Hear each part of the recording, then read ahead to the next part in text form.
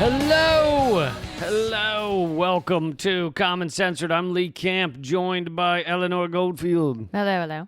This is the show where we talk censored stories and people, sensible solutions, and common ground movements to fight and build. And sometimes other stuff. And we're back and better than ever. Oh God, that's a lot of pressure. To be better than ever? Yeah, I don't want to promise that. I feel like you can pull it off. You can do it. Well, now I have to. I don't have a choice. You've already ruined it, and now if I don't, then it's a huge letdown. I mean, I wouldn't say this is our best opening ever, but you've already jinxed it. Listen, we only have up to go. Up, okay. Can only get better from here. And then it starts raining. We got inside. We got a lot to cover on this episode. Thanks to all of you who are helping us make the transition to liberapay.com/LeeCamp, because that's what we're hoping will keep the show going. Also, quick thanks side for note, tuning in to the live stream as well. If y'all are patrons of Act Out, please don't switch to this because it's different. Totally stoked if you're patrons of both, but if you're a patron of just patreon.com/actout, don't go to Liberapay. Don't switch that. They're two separate things. They're two separate. The Act Out one is just for me and that project. So, well, and furthermore, the Act Out Patreon was not fucked over. It wasn't fucked over. So. I've been thinking about making a switch, but I haven't made it yet. So please don't leave because I really do need the support for the projects that I'm doing, not least of all the release of my EP. So please don't abandon me right now. Yet. Thank you. Okay. Well said. So yes, we'll talk more about it a little later. But the 2 pages that we're referencing. But I'd rather get into the topics because that's why you're here. So let's discuss. Unfortunately, this is rough news, but about the 8 women that were murdered yesterday, I guess it was, in Atlanta. Yeah. So first of all, there's been a lot of commentary that is pointing out once again how corporate media is totally fucking this up. So, for instance, let's just say it like it is. 8 Asian women were murdered in a mass shooting hate crime by a white male terrorist. That's what happened. That is the situation. Yeah. Calling it anything else is propagandization, and it is a lie, okay? And I think it's really, really important. And I'm going to go into some of this, but for instance, the point that, quote, kill everything that moves, that was something that was said during Vietnam. There is a long history of the United States fomenting and pedestaling hate against Asian Americans. And I'm just going to read a couple of points. This was a brief list that was compiled by the account Day Laborer Network on Instagram. You can find them at Day Laborer Network.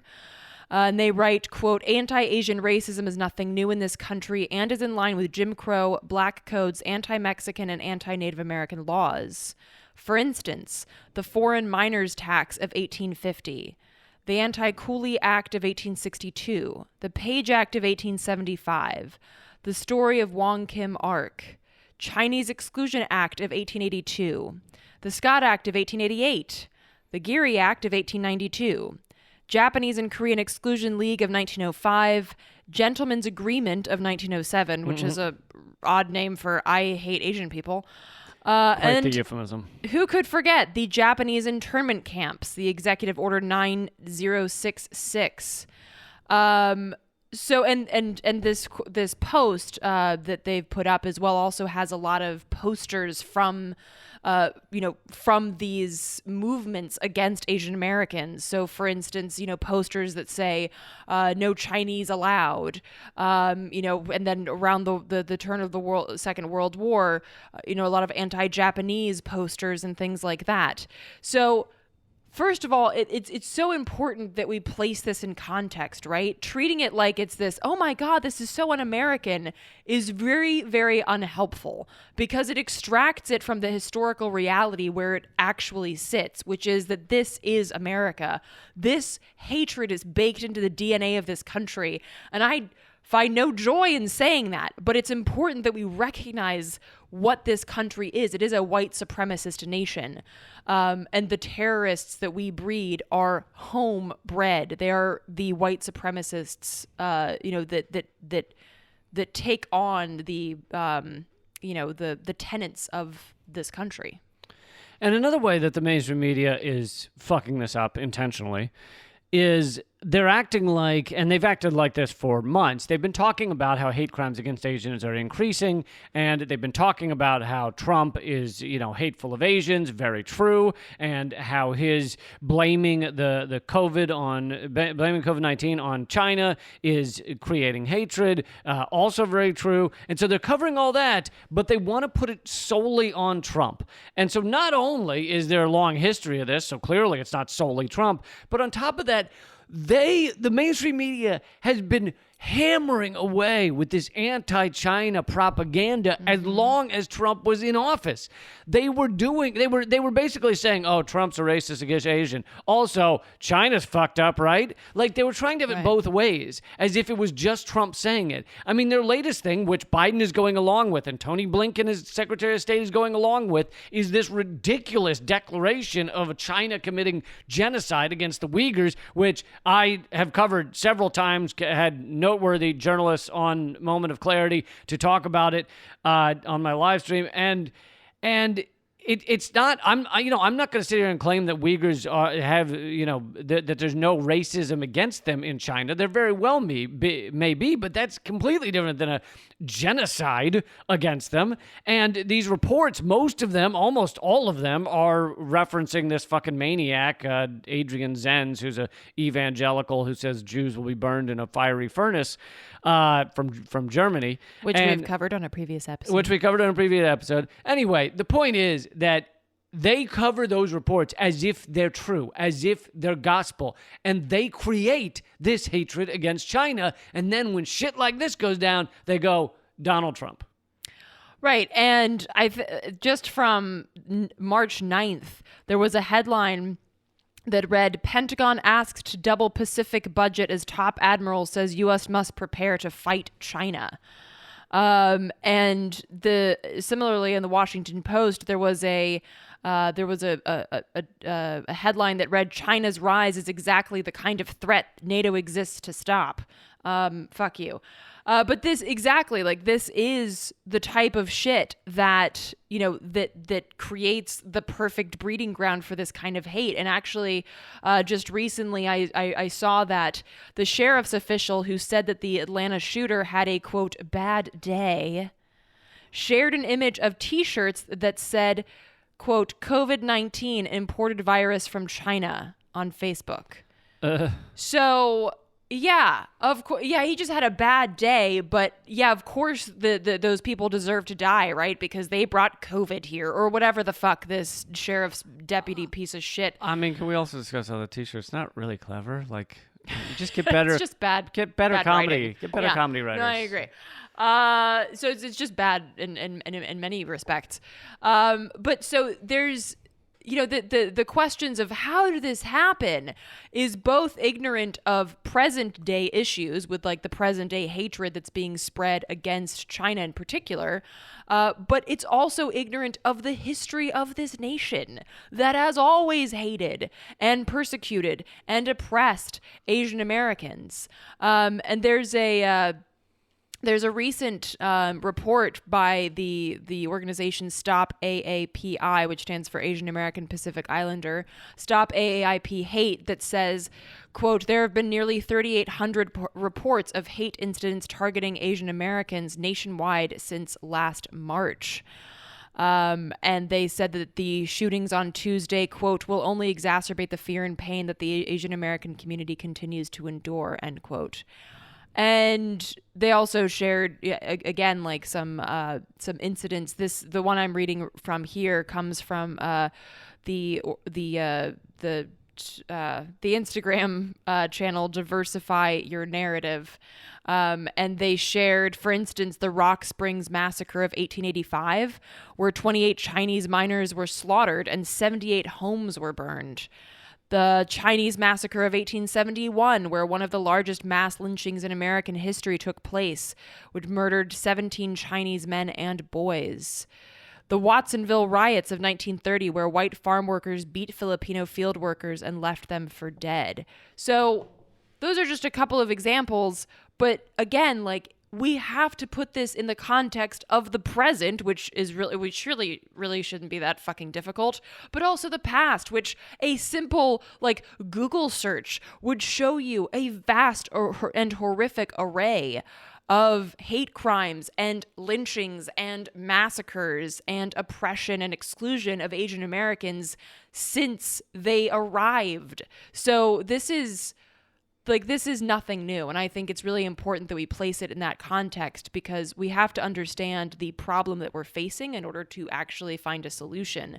And with that, I think it's also important that, community groups talk about how to be there and how to support their Asian American neighbors in these times, because I do think, this is something that was brought up in one of our groups. One of the groups that I'm a part of is that Asian folks are oftentimes not, like, considered when we talk about BIPOC, which stands for Black, Indigenous, People of Color. People think of predominantly, like, hate crimes against Black folks or Indigenous or, Muslims or things like that. But the larger Asian and, Pacific Islander groups, those are oftentimes not really considered. And one of the reasons is somebody, I can't remember who it was, but who was talking about this, was because of the sort of assimilation that happens in a lot of Asian communities. Like, they tend to do a little bit better financially and in terms of schooling than, other marginalized groups. So there's this sense of, like, oh, well, they've already folded in, right? So they're not an oppressed group, or they don't deal with any sort of racism or oppression outside of, that like other white people deal with, but that's not true. And these examples from history and from the present that I'm sharing here are an important reminder of that, and an important reminder that we all have a role in protecting each other against this sort of hate that, again, is very American. Yeah, and I saw this other story you jotted down here. A Raw Story article: white supremacist propaganda in U.S. hit a record in 2020. According to new research. And I'm like, it's the most watched cable news show, Tucker Carlson. It's the most watched cable news network, Fox News. And then what's far less talked about, although I think those first two things should be talked about. These are clearly right-wingers, clearly saying racist things. But what's far less talked about, of course, because they're doing reporting on how hate crimes against Asians have increased, but is the reporting that CNN or NPR or MSNBC or CBS or NBC does is, at least the foreign policy reporting, is white supremacist, because anti-China propaganda stories like the Uyghur genocide crap and anti-Iran propaganda stories are white supremacists by nature. That is our foreign policy. The anti-Venezuela propaganda garbage is white supremacist. Mm-hmm. So they love to run around, for the most part, they are liberals, neoliberals. They love to run around and say, look at the racism that's on the... Actually, I just saw a John Oliver clip of this the other day. So John Oliver, basically a liberal, runs around and did a long segment on how white supremacist and racist Tucker Carlson is. John Oliver has also done, or at least fallen for, this crazy anti-China propaganda, which he did a long 20-minute segment on anti-China propaganda. He's done a long 20-minute segment on anti-Venezuela propaganda. So those are white supremacist news stories, whether he knows it or not, whether he wants to actually dig deep enough to realize the garbage he's spewing or not. Yeah, and it's really classic. It's classic, like, Democrat liberal, right? Like, the Republicans are just glad to own up to the fact that they hate anybody who's not white and male. But the the Dems are like, no, we love you. Also, we need to bomb China and Syria and this long list of countries that that we hate for no good reason. And yet they put up this front, and I'm sure, like, I haven't watched it because it would probably just, like, trigger my gag reflex. But I'm sure there's gaggles, speaking of gagging, there's gaggles of Democrats that have probably released statements being like, this is so un-American, and we have to stand with our Asian brothers and sisters, and blah, blah, blah, blah, blah. And it's like, and yet you stand there and every time vote for more money to go to the Pentagon, which, as I shared that headline, wants to put troops in the Pacific to just fuck with China and to just fuck. I mean, and there are all these, there are always these, I think it's on Okinawa, right? That there are all, like, every year there are demonstrations against the U.S. base there. Yeah. Which, why the fuck is there a base there? Why the fuck is there a base anywhere outside the U.S.? But, like, these are issues that are not, you cannot extricate them from this Asian, the hatred towards Asian peoples. Well, and you've got a great point. It's the exact same shit that liberals did with Black Lives Matter when it was, at its peak, when the marches were most prevalent. They ran around and said, we stand with our, the black men and women in this country and communities of color, and we care about you, and it's Donald Trump is mean to you. And meanwhile, how much more money do we want to give to police? Absolutely. Let's give them all the money we can. Exactly. Because that's how you solve these. They need bigger guns? All right, here's some bigger guns. I found some bigger guns for you. Yeah, exactly. That's how you solve these problems, right? Yeah. Well, it's the classic horseshit of, we'll say this, but we won't actually take any kind of steps to remedy the core of the problem, the heart of the problem. Oh, and I wanted to share this one last thing. That's also, again, it's from Diversify Your Narrative. They write, quote, we call on you and ask that you stand with us in solidarity, us being Asian Americans. Intersectionality is key in defeating larger systems of white supremacy and perpetuating this violence. The police are not the answer to stopping Asian American hate. Rather, it is the strength of our collective communities of color and fighting for systemic change. We need you to stand with us, repost, like, comment, and if able, donate to the families of the victims through the link in our bio. Again, that's at Diversify Your Narrative on Instagram. But I think that that's an important note, right? Like, I know, and if you've listened to this show, then you know that we never say, hey, the answer is to call the cops. But it bears repeating because this is not how we keep our communities safe by involving the cops. By the way, it was, again, like, it was a cop. It was a sheriff's official that said that this white terrorist who perpetuated this crime just had a bad day. Well, white guys had a bad day, but right, exactly. Arab people or Muslims did not have a bad day. They're just part of the problem in general. So yeah, racism has perhaps the strongest foothold in the police. So these are not the people that you call. And the stronger the communities are, the fewer calls to police happen, the fewer hate crimes happen because we protect each other and we keep us safe. And I'm not saying that this is, that I have it figured out. I'm saying this is something that we continue to struggle with and work towards. But I wanted to share that because I think that's another important point to highlight. Well said. To move on to our second story here, and I'm going to have an opinion that is different than the mainstream to some degree, but what? I know me no. So the mainstream media and this I'm not saying that all this is incorrect. I'm just saying these are the reports you've seen certainly. Andrew Cuomo. Lot of scandal swirling around him. It's kind of hilarious because he was the neoliberals' wet dream this past summer during the kind of beginning of this COVID nightmare. It was like everyone wanted a daddy, and Cuomo became the daddy. Which is so weird. Just like he was shitty back then too. Like I know. He even put out a book about how beautifully he did against COVID, but the book came out about the time that they were getting a second surge and everything was collapsing in New York. Yeah. Stop. He put out a book about how he solved COVID. Yeah. So he spent time. Well, his ghostwriter did, I'm sure. But still, he had to sit with the dude. That's remarkable. Yep. Wow. I think it's for sale on eBay if you want to get a few thousand 10 copies. cents. So Cuomo's got several scandals kind of all at once.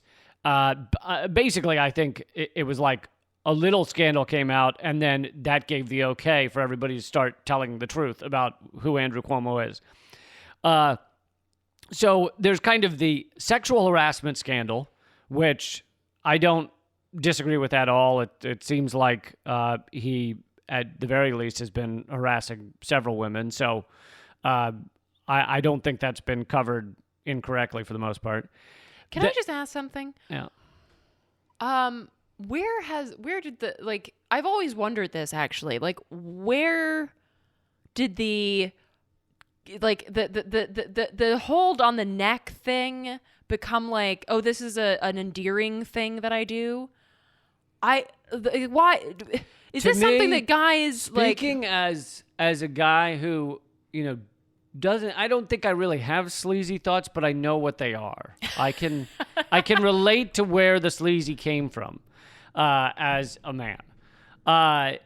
It is most areas of a woman you're like just meeting or whatever are like, and I'm going, this is before, I think things have adjusted, honestly, over the past 10 years, but I'm talking 10 years ago.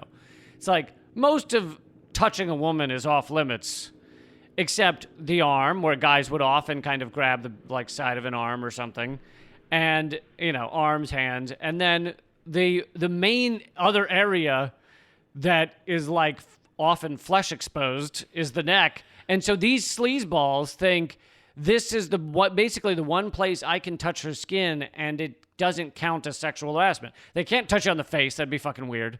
So it's not weird to like softly strangle someone. No, it's still weird. It's still sleazy, but I think in our culture until, I don't know, 5-10 years ago, maybe just 5 years ago, it was like if a woman were to say he touched my neck, everyone would go, so?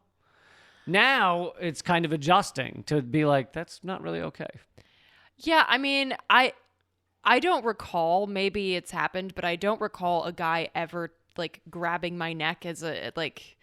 Well, you represent as you would knee that guy in the balls so fast that his head would be spinning. Yes, I would. But that hasn't, it hasn't stopped guys from harassing me. But this actually speaks to the neck. It's just always bizarre to me. But this actually speaks to another point of it, which is several of these women, or at least a few of them, and I'm not keeping up on every story, so I can't say what every woman has said or anything. I've seen a story here, a story there, but have said this was a form of control.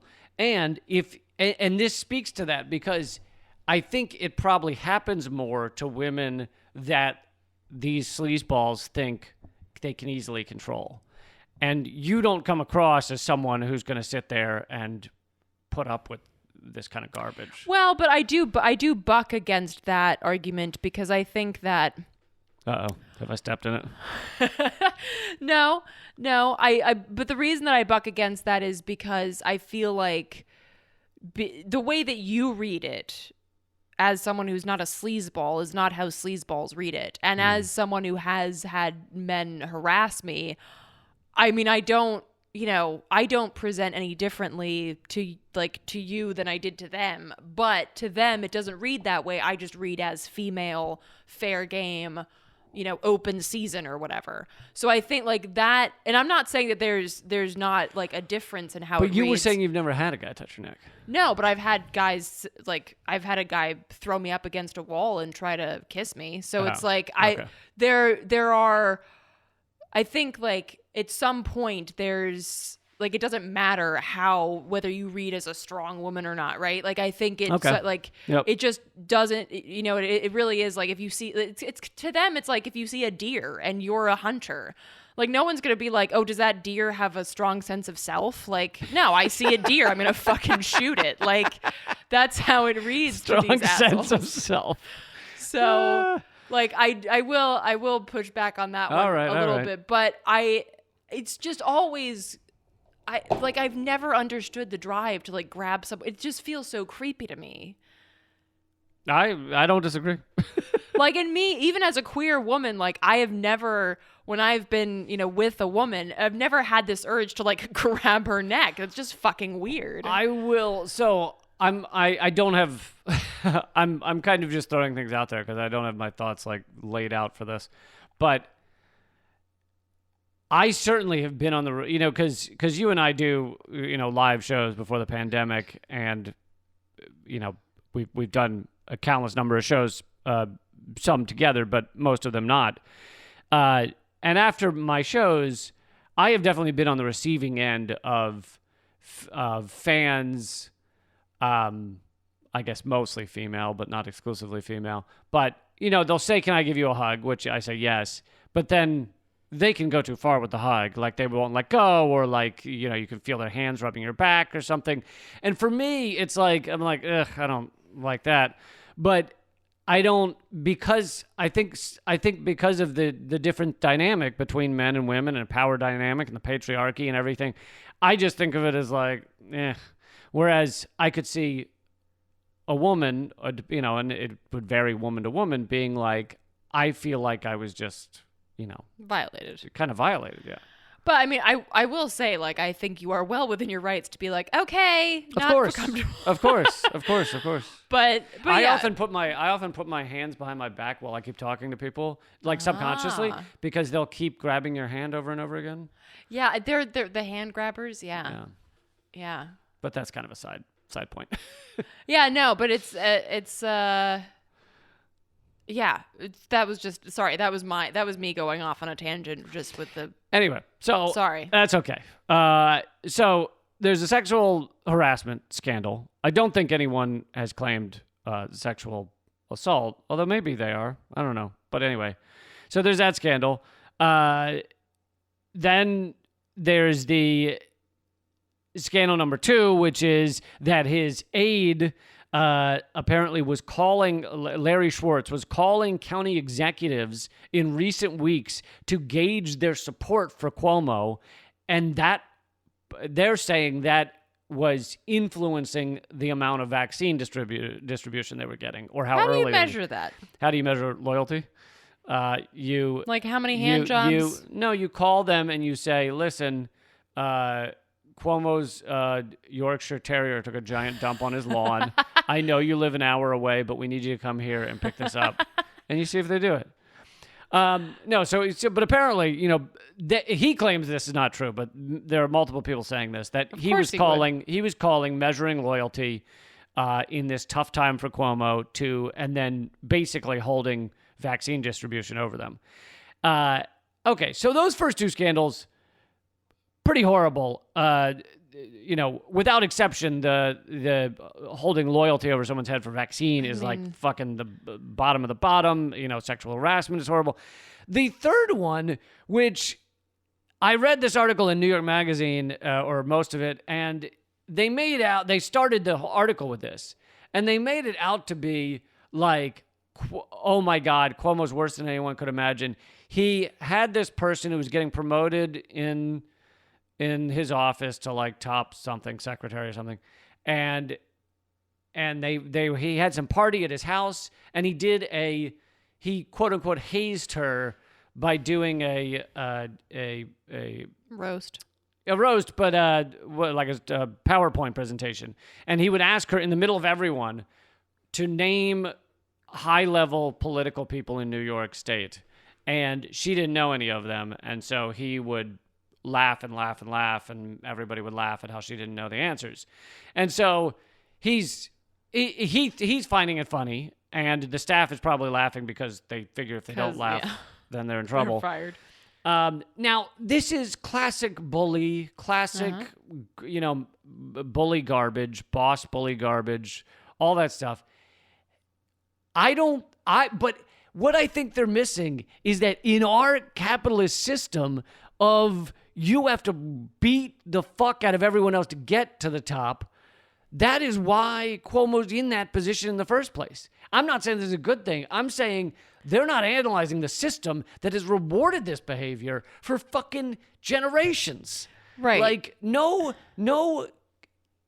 almost no, for perfectly caring, loving, sharing person gets to governor of New York. Or anywhere else.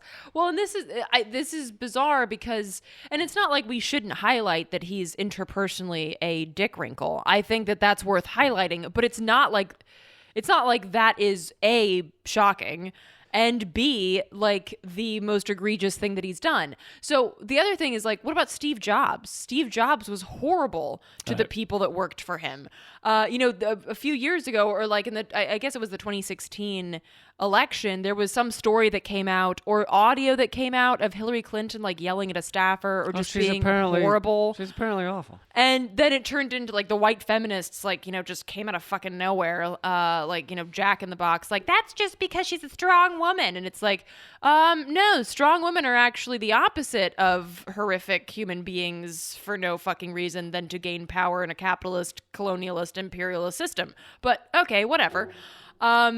So like this issue of, Cuomo being interpersonally an asshole, it's like, well, of course he is. Right. Like, to your point, that's what gets people to these positions of power. We like that. Like, our system loves that. So to write like Trump a whole was just president. well, and Biden's no fucking picnic. Right. So to highlight that as, again, like, as if that's unusual and as if that is the most egregious thing that he's guilty of is just like, it just shows like an extreme either, purposeful ignorance or just an ignorance of how the fucking system works. Well, right. And this article, and I think this is a lot of kind of liberal media right now, because they're talking more and more about how he's kind of an asshole, not just about sexual harassment. And it's like, the fact that they act like that's an exception is part of the problem. It is a form of propaganda. Like, this is the exception in our system. This bully somehow got to governor of New York. And it's like, why don't you sit and analyze the system that promotes these sociopaths? They're all like this. Like, they might not do it on full display. Maybe they don't bring in a room full of people to laugh at someone, but they all, for the most part, browbeat people, command them, demean them. That is how a capitalist system that is fully about competition and profit and winning works. Yeah, absolutely. And it also reminds me of, remember, like, I know that I've brought this up before on the podcast, but, like when Bush was running for president and everyone was like, oh, but he's the kind of guy you could have a beer with. And you're like, what the fuck kind of platform is, I want to know what you're going to do about, like, fucking the education system. I don't know what kind of beer you like. I don't want to know. But it highlights this sort of, we want our leaders to be the kind of people that we can have a beer with. And when it turns out they're not, that's shocking and unacceptable. But at the same time, regardless of whether they're assholes or you're having a beer with them, they bomb the shit out of people and they perpetuate the police state and they perpetuate climate chaos. But hey, at least you could have a beer with them. Like, what the fuck? Focusing. They can pat you on the back of the head while they're taking your mortgage and taking your house. But it's like we're focusing on the wrong shit. It's like, I don't really give a flying fuck whether Cuomo's interpersonally nice or not. Like, that's not interesting to me. It's not important. What's important to me is that he acts as a sociopath. He acts sociopathically in his work, which again is why he's there. But this whole, like, I want to know what kind of person, it's the same kind of bullshit that, on the flip side that they've pulled with Assange and, Snowden, like, oh, well, Assange is interpersonally an asshole. I don't fucking care. You can't torture someone just because you don't personally like them. That's not how this fucking works. So this sort of like, what kind of person is it? Like, you're on a fucking dating app. Gums up the larger systemic conversations and the larger issues of justice and human rights that are at play here. Damn straight. Couple of quick housekeeping notes before we get to the next story. We have switched for this show, by the way, to liberapay.com/LeeCamp. That is the new home of where you can become a member. Liberapay, liberapay.com/LeeCamp. To be honest, we haven't gotten enough people to sign up there yet to really keep this show going long term, but come on, folks. I'm hopeful that it'll keep growing, and we won't let Patreon win this round. But only one of our pages was fucked up by Patreon, which was the Common Censored page. As we said at the top of the show, Eleanor's Act Out page is still going strong. So yeah, so if you are a patron of patreon.com/actout, please don't leave me, because I'll definitely need the support, because I'm working on a music video. I'm working on releasing this EP and continuing to promote the film Hard Road of Hope. So I really could continue to use your support. So please don't leave. There might be a Liberapay in the future, but that would be separate. So yeah, just throwing that out there, folks. Yes, because some people are connecting the two and leaving the Act Out Patreon, but that's which I understand. a It bad gets idea. kind of confusing, but just so you know, they are separate. So yeah. So let's see. What do I want to mention next? You mentioned Hard Road of Hope. The Eleanor's movie, Hard Road of Hope is at hardroadofhope.com, and it's won all kinds of awards. So I hope you'll check that out. We also have been collecting donations that go to people in need, and we are also reaching out for people in need. So, it's not tons of money. It's basically to help somebody get to the next paycheck or something. But you can email commoncensored@protonmail.com if you are someone in need who could use, $50 or $100. That is how we've been helping people. And all of those donations from the YouTube Super Chats go to that. You can also donate at Venmo. My Venmo is at LeeCamp. And all of those donations will go as well to help people in need. What else? artkillingapathy.com. Do you still want to say this Vimeo? Oh, well, now that you mentioned it, it'd be weird if I didn't. My Vimeo page is up, and y'all can check that out at vimeo.com/Eleanor Goldfield. And yeah. Cool. Let's keep going. Okay, so this is actually some good news. So we need a good news tune to or something. So this is what I like to call momentary good news, because there's the fight against dirty energy and the fuckers that drive it is ongoing. But this is news from Frack Tracker that came through today. Shell's Falcon pipeline, which is designed to carry ethane to the Shell ethane cracker plant in Beaver County, Pennsylvania, for plastic production. Jesus, that had 14 atrocious words all in one sentence. Yes. And for folks who don't know, the gross sort of orgy entwinement of the gas and oil and the plastics industry is grotesque and horrendous and deep. Wow. Sorry, you can't unhear that. So it's toxic sludgy.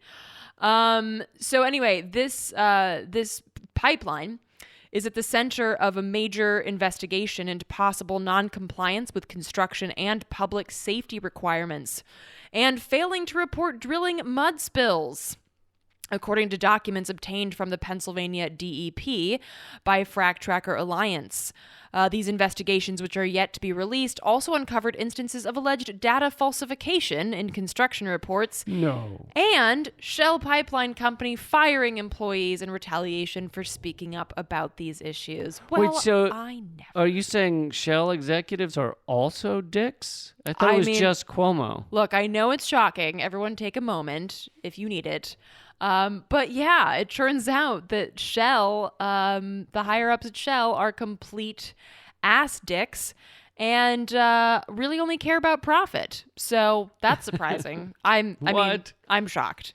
You're not saying the system is set up for them to be like that. You're saying this is an aberration, right? Right, exactly. So this is a pipeline that's still under construction in Pennsylvania. And again, this is like that combination of the fracking industry and the plastics industry, which again goes really deep.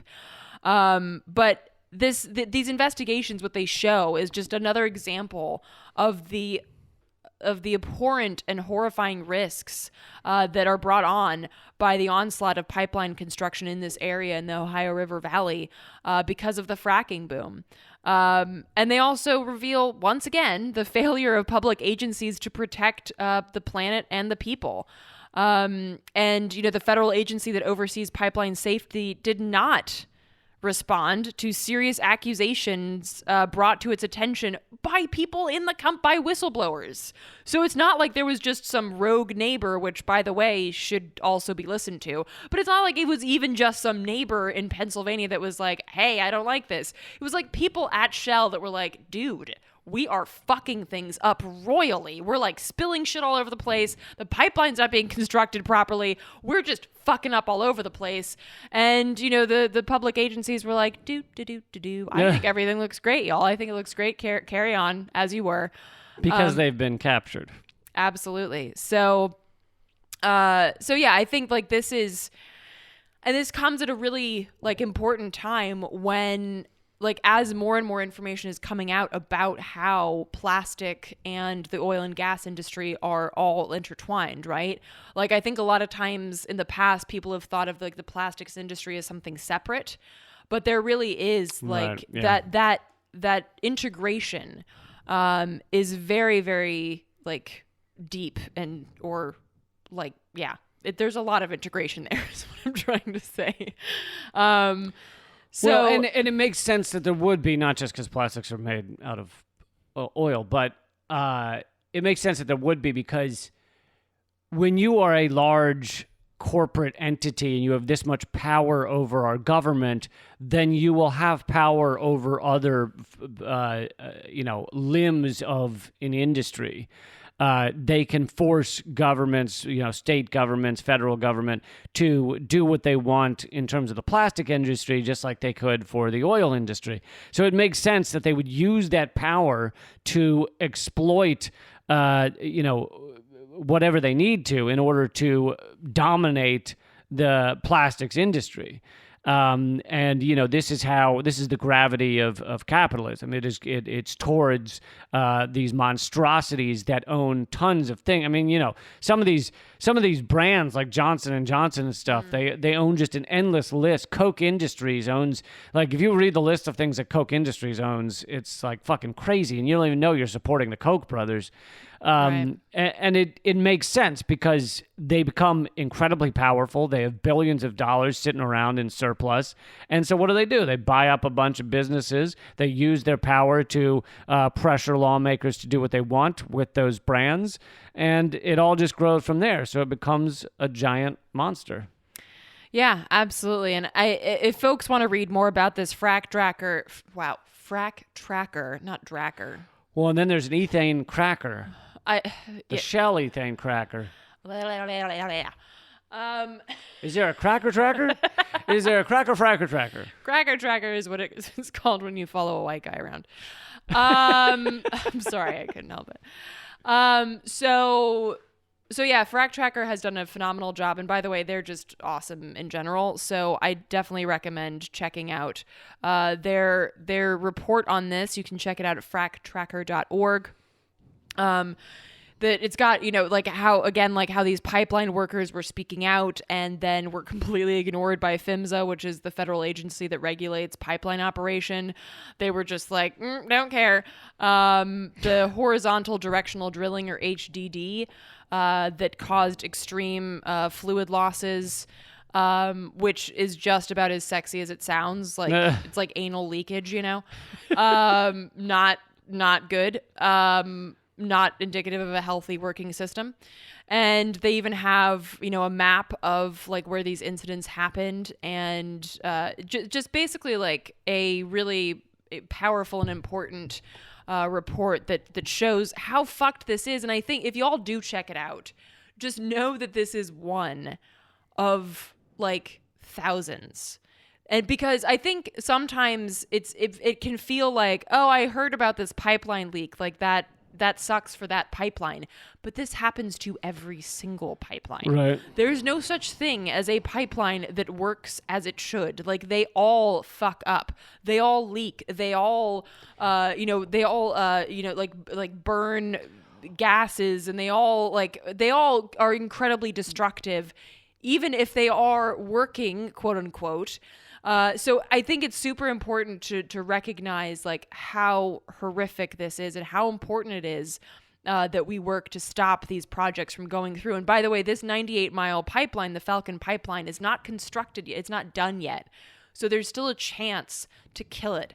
So I think it's really important that we, turn our focus not just to, projects that should be dismantled, but projects that haven't been finished yet that we can still stop. And something else that needs to be mentioned with they all leak is that it's more beneficial, it's more profitable for these companies to not prepare for those leaks and to not try and fix the infrastructure ahead of time before those leaks, because they can either deny they're happening if they're underground or something, or they can just say we're going to clean it up, and they pay a little fine that's nothing to them. It's what they make in an hour, and that is far more. They save a lot of money by just allowing that to happen again and again and again and again. And sometimes it's actually, clearly planned ahead negligence. Planned negligence. I know that sounds funny, but Greg Palast covered a while back, I can't remember which oil company it was, but they have a device which they call a pig that goes into the pipes and scans the entire length, and these pipes are thousands of miles long, scans the entire length of the pipe and will alert the computer system when it sees something that could become a crack or sees a fault or something. But Greg Palast uncovered that the software in the pig was designed to not alert them. Like, basically, so they could pretend they were using this thing to track their piping, to track their infrastructure, and not get alerts. So they have plausible deniability. It didn't tell us it was going to leak.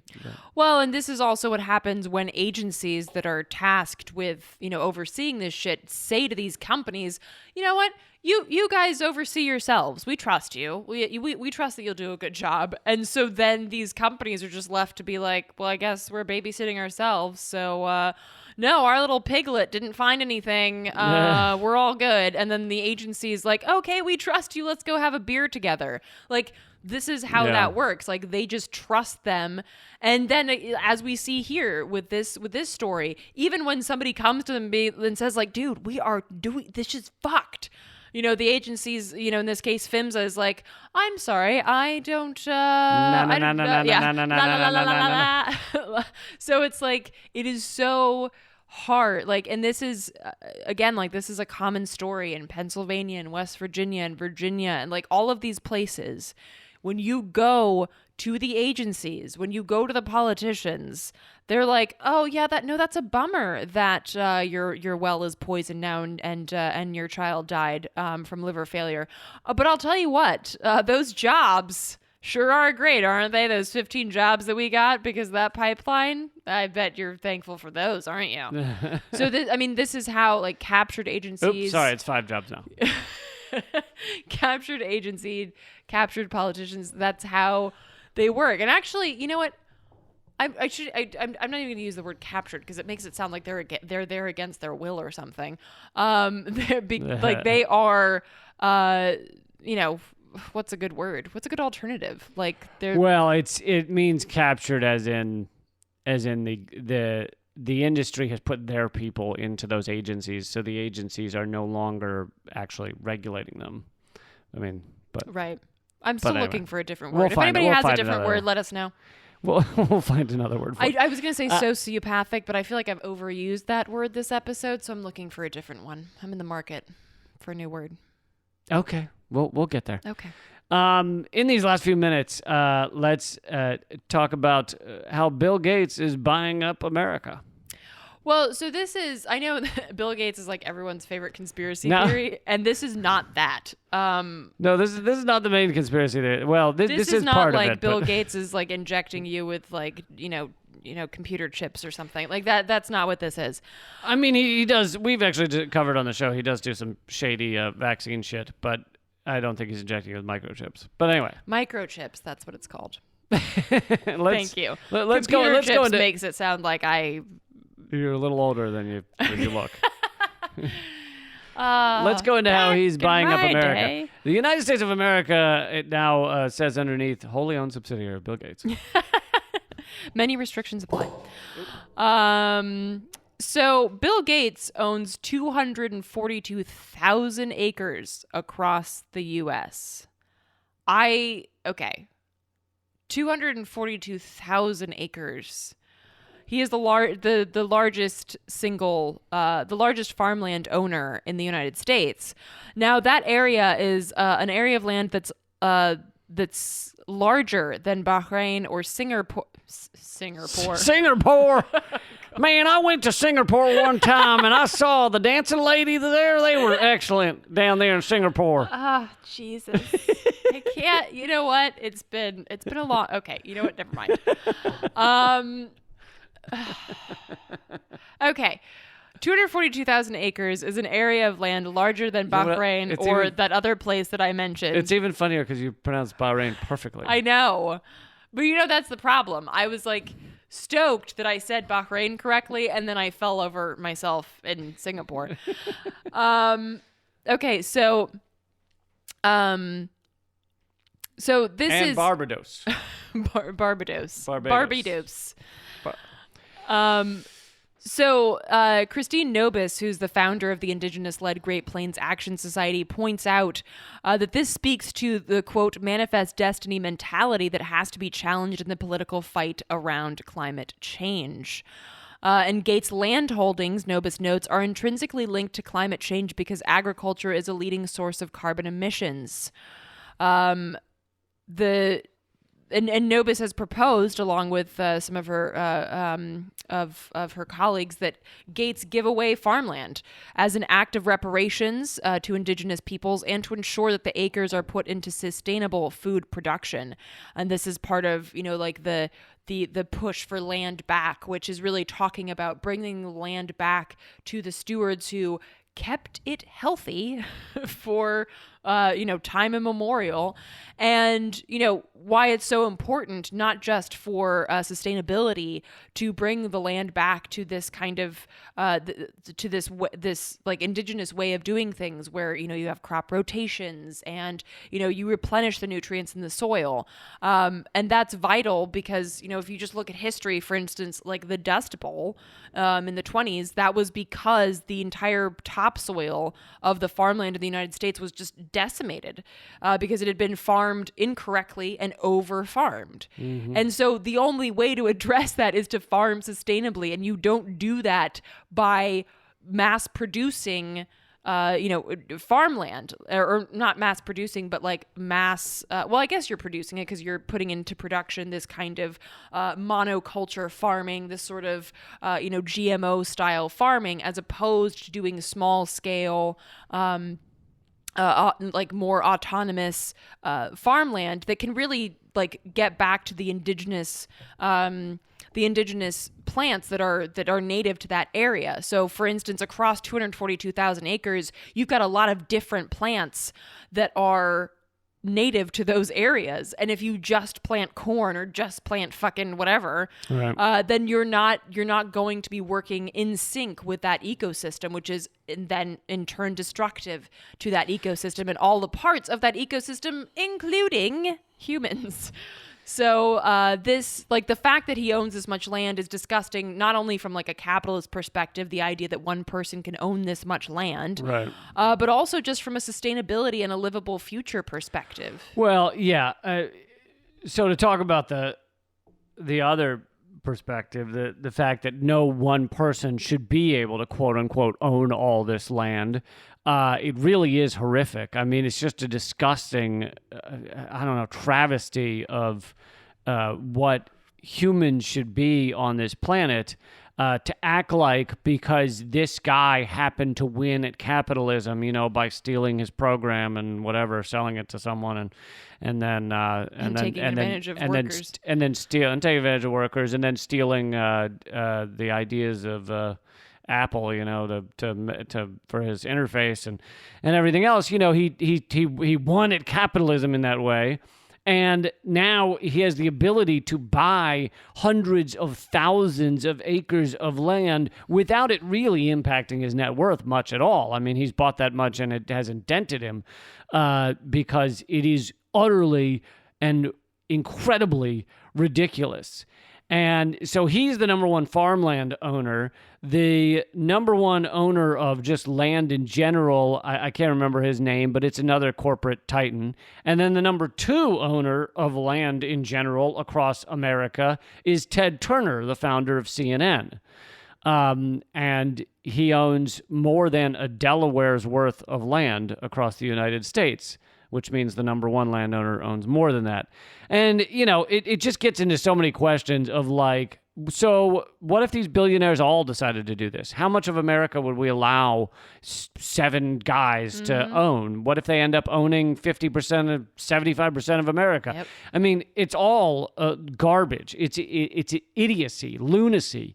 And so it's not, in this case, it happens to do with land, but this is the problem with our economic system in many ways. That one person could own so much of the food or so much of the metals or the plastics or the oil or none of that should be true.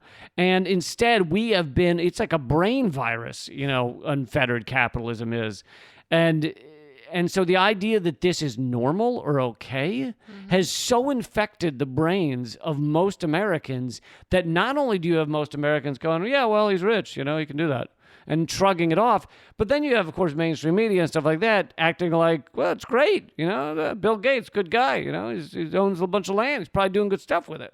Well, and that's how it's couched, right? It's couched in, and Bill Gates really wants to fight climate change, and he's going to do that with these 242,000 acres, and it's like, why the fuck should he have it's couched as like one of those. They're gonna save us. Yeah, it's like one of those feel good stories, Jeff Bezos donated like the equivalent of you or I donating a dime to fight the wildfires in Australia. It was $6 million, but for him it's a dime, basically. Right. Yeah. And it's like, oh my God, what an amazing human being.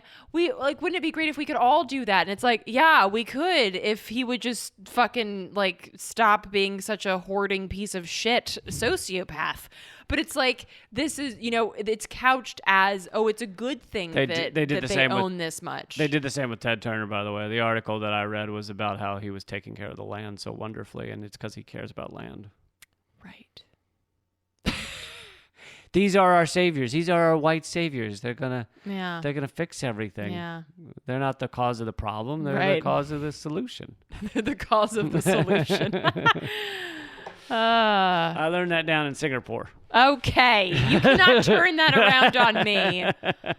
I can indeed. God damn it. Okay, so that's the show, but please, you'll notice we have no ads or anything other than for our own stuff. We're not paid by anyone, sponsored by anyone. Spayed? Certainly not spayed by anyone. Jesus.